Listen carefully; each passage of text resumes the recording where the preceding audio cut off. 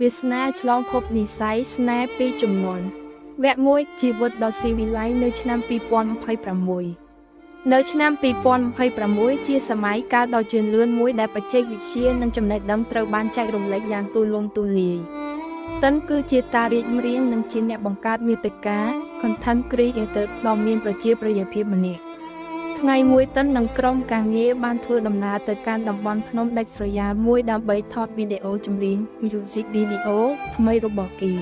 ខណៈពេលកំពុងដើររកប្លង់ថតស្អាតៗតិនបានដើរវង្វេងពីក្រុមការងារហើយក៏បានប្រទះឃើញរូងភ្នំដ៏អាថ៌កំបាំងមួយដោយសារតែភាពចង់ដឹងចង់ឃើញតិនក៏បានដើរចូលទៅក្នុងនោះលំពេចនោះស្រាប់តែមានវងព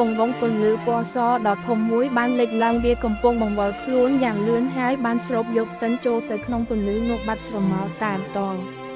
ជួយផងមានរឿងអីណាពេលដឹងខ្លួនឡើងវិញតិនមានការផិតភ័យជាខ្លាំងព្រោះទីកន្លែងដែលគេនៅមិនមែនជាឆ្នាំ2026ទៀតទេប៉ុន្តែជាសម័យបុរាណកាលរាប់រយឆ្នាំមុនអ្វីដែលកាន់តែរន្ធត់នោះគឺគេបានធ្លាក់ចំកាលដល់សម័យសង្គ្រាមដែលទាហានពីរក្រុមលេចមុខមកកំពុងតែវាយប្រហារនិងច្បាំងគ្នាយ៉ាងសាហាវឃោរឃៅ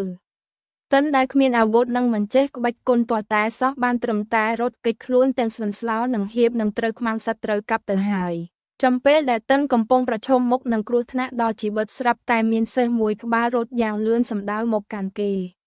អ្នកដែលនៅលើខ្នងសេះនោះគឺស្រីស្អាតម្នាក់តែមានចរិតអង់អាចក្លាហាននិងមានក្បាច់គុណខ្ពស់នាងឈ្មោះថាមីដែលត្រូវជាកូនស្រីបង្កើតរបស់មេទ័ពធំប្រចាំនគរ